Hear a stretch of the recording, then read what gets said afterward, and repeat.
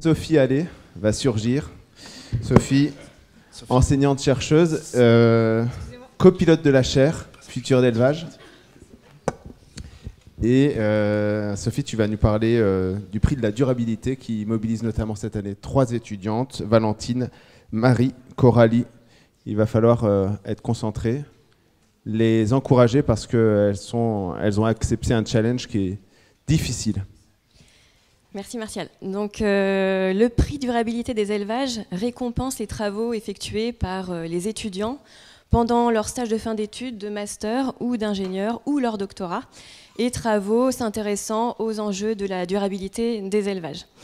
Alors cette année, pour cette 7e édition, nos 3 candidats sélectionnés sont des candidates. Elles ont été sélectionnées parmi plusieurs candidatures de très grande qualité, donc je tenais à remercier l'ensemble des postulants. Et je voulais également ajouter que cette année, nos 3 candidates sont inscrites ou ont été inscrites à l'Institut Agro-Rennes-Angers, mais ce prix, ce concours est accessible à l'ensemble des étudiants, quelle que soit l'école ou l'université. Et je vous rappelle que l'an dernier, pour ceux qui étaient présents, on a reçu un étudiant qui venait donc, de l'Université de Wageningen aux Pays-Bas. Donc voilà, c'est très ouvert. Voilà ce que je voulais donc, vous dire sur ce prix. Donc, nos 3 candidates vont désormais présenter leurs travaux. Donc, c'est dans un format très court, 180 secondes. Effectivement, ce n'est pas un format facile. À l'issue de ces présentations, vous pourrez voter. On vous indiquera comment le faire via votre smartphone. Donc, je vais passer la parole à notre première candidate. On les fait venir par ordre alphabétique. Et donc, c'est Valentine Landais. Donc, Valentine a réalisé son stage à l'Institut de l'élevage et elle va présenter donc ses travaux en 180 secondes. Bonjour à toutes et à tous. Donc, je m'appelle Valentine et moi, aujourd'hui, je vais vous raconter comment faire de l'alimentation de précision pour des vaches laitières. Alors dans la pièce L'Avare de Molière, Harpagon est séduit par une phrase « Il faut manger pour vivre et non vivre pour manger ». Alors oui, Harpagon est un gros radin, mais en élevage laitier, c'est une grosse qualité d'être économe. Évidemment, il faut produire du lait en faisant attention à l'environnement, mais comme le repas des vaches laitières prend plus des 2/3 des charges opérationnelles, il faut faire attention à ce qu'on leur donne. Maintenant, suivez-moi, je vais vous présenter mon élevage avec mes 70 vaches. Tous les jours, je leur prépare un repas délicieux à base de fourrage, en plat unique et pour tout le monde. Insuffisant, me direz-vous. C'est vrai que certaines voudront peut-être un petit peu plus de dessert avec plein d'énergie et parfois même des protéines. Alors je veux bien leur en donner, mais à une condition, ce sera seulement le niveau que j'aurai récolté dans le bidon de lait à la fin de la journée qui me décidera ou non à leur donner du dessert. Autrement dit, pas de lait, pas de chocolat. D'ailleurs, ces derniers mois, j'ai remarqué que mes vaches remplissaient moins leur bidon de lait alors qu'elles consomment autant de dessert. Comme les conditions ne sont pas remplies, j'ai décidé de les restreindre. Mais j'ai l'impression que cette restriction n'a pas eu le même effet sur mes 70 vaches. En observant mon troupeau, j'ai identifié 3 profils de réaction qui sont représentés par ces 3 mesdames. La première, gourmande, elle n'a pas tremblé face à la restriction. Pas de dessert, pas grave, elle a compensé en se vengeant sur le plat principal, ce qui lui a permis de maintenir sa production laitière. La deuxième, Gringalette, fait attention à sa ligne, donc elle n'a pas voulu manger plus, ce qui fait qu'elle a un peu fondu, mais elle a réussi à maintenir son niveau de lait. Et enfin, Grigou, elle est un peu bornée, donc elle n'a pas voulu changer ses habitudes, ce qui fait qu'elle a consommé autant, elle a gardé sa ligne, mais alors en fin de journée, le bidon de lait était beaucoup moins rempli que ses copines. Pour mes autres vaches, j'ai repris la même façon de faire et j'ai regardé pour chacune d'entre elles l'évolution de la production laitière, de l'ingestion des fourrages et de l'état corporel suite à la restriction concentrée. Et maintenant que je sais qui réagit comment, je vais pouvoir adapter la complémentation pour chacune de mes vaches. Pour Gourmande, ce sera restriction de dessert. Elle m'a montré qu'elle n'en avait pas besoin puisqu'elle a réussi à continuer à produire autant de lait en consommant plus de fourrage. Par contre, Gringalette, bon, je vais continuer de lui donner un petit peu de dessert pour qu'elle puisse se retaper, sans rien dire à Gourmande, évidemment.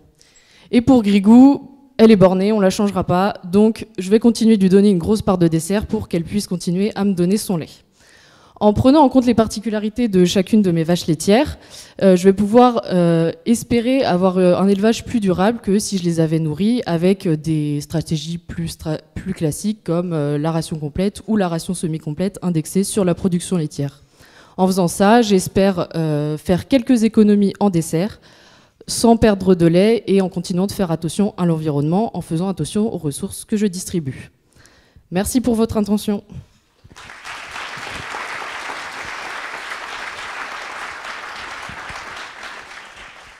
Merci Valentine. Donc désormais, j'appelle Marie Leluel, notre deuxième candidate, qui a réalisé son stage chez l'entreprise de Laval lors d'une année de formation en alternance. Voilà, je t'en prie, Marie.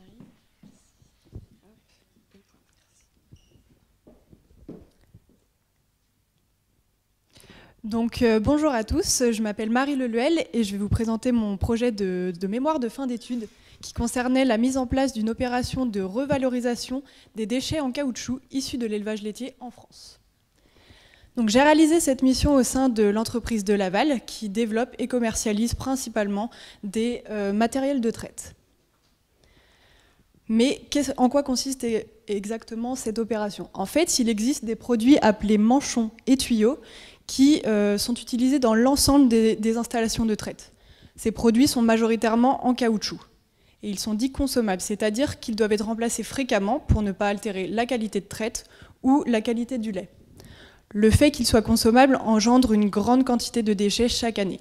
Et le but de mon mémoire était donc d'organiser une opération de récupération et de revalorisation de ces déchets. Mais pourquoi? Première raison, c'est quelque chose qui est demandé depuis de nombreuses années, que ce soit par les éleveurs ou par les concessionnaires revendeurs de la marque de Laval.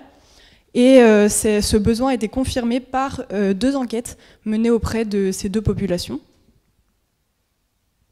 Deuxième raison, on connaît l'impact environnemental du caoutchouc, il est important, et organiser une opération de ce type permettrait de réduire cet impact et donc d'améliorer la durabilité de nos élevages.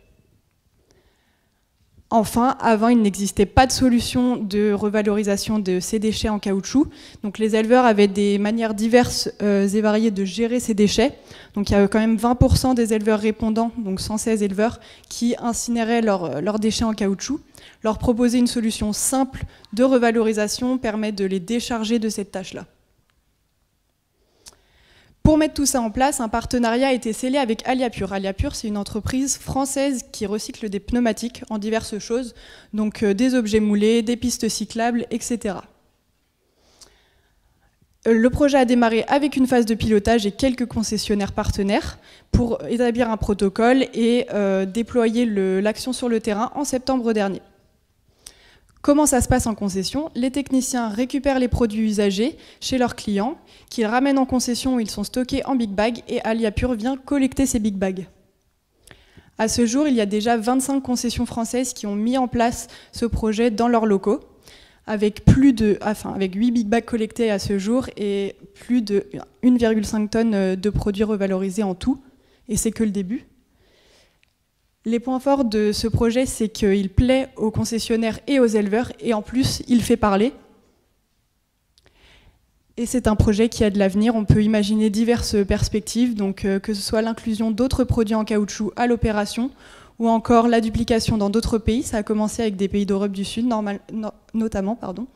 Et enfin, on peut imaginer un bouclage de cycle, donc prendre d'anciens produits en caoutchouc pour en faire de nouveaux. Merci de votre attention.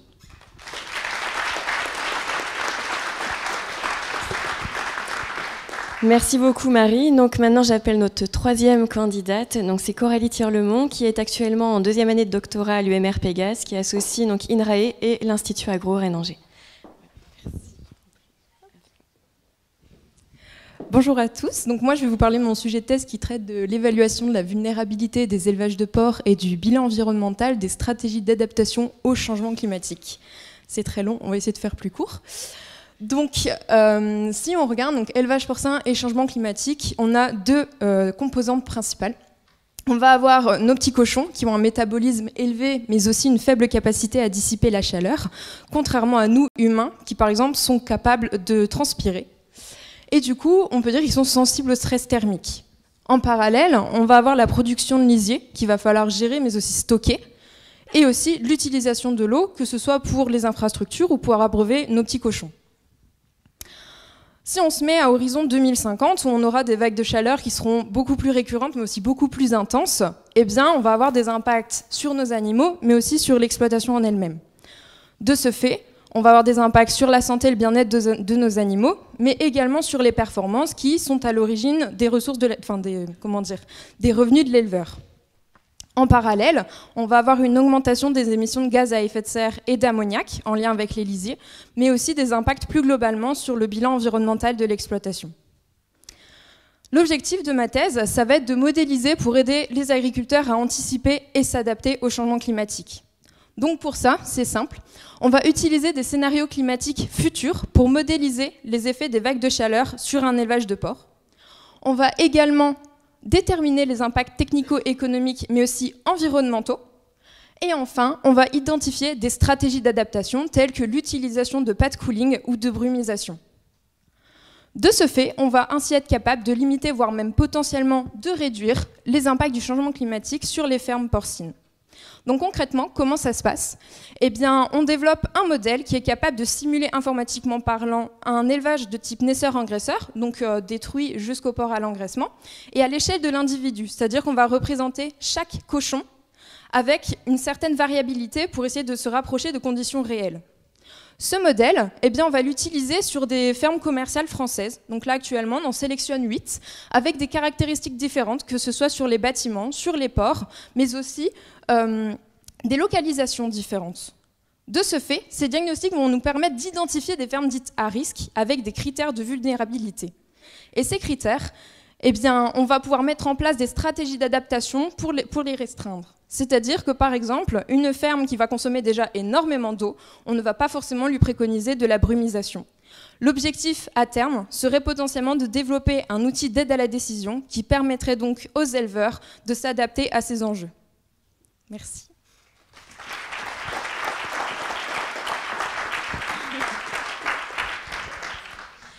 Merci Coralie, merci à toutes les trois. Donc maintenant, c'est l'heure du vote. Alors pour voter, il faut vous saisir de votre smartphone. Vous avez le QR code à l'écran. Vous avez également le QR code qui est présent dans votre badge, si nécessaire. Et donc je laisse quelques minutes pour le vote. Bon, a priori, c'est bon. Merci pour vos votes.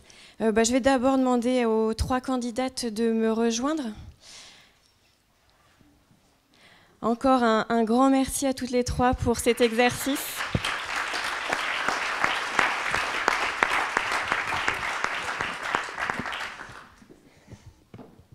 Suspense. Alors, notre grande gagnante de cette édition 2024, on se resserre. Eh bien, c'est toi, Valentine. Bravo. Alors, félicitations. Je te remets ce prix. Donc un grand bravo à toi, mais également un grand bravo à toutes les trois, aux deux autres candidates qui n'ont pas du tout démérité. C'était un très bel exercice et les résultats étaient serrés. Donc voilà. Alors je tiens à préciser que le premier prix est donc il y a le joli petit voilà, petit support qui est remis, mais pas que. Il est accompagné d'une somme de 1 000 €. Et oui, quand même, destinée à financer une participation à un congrès international, par exemple. Voilà. Mais nos deux autres étudiantes voilà, ont également un prix de 500 €, voilà, pour leur permettre également de participer à un congrès.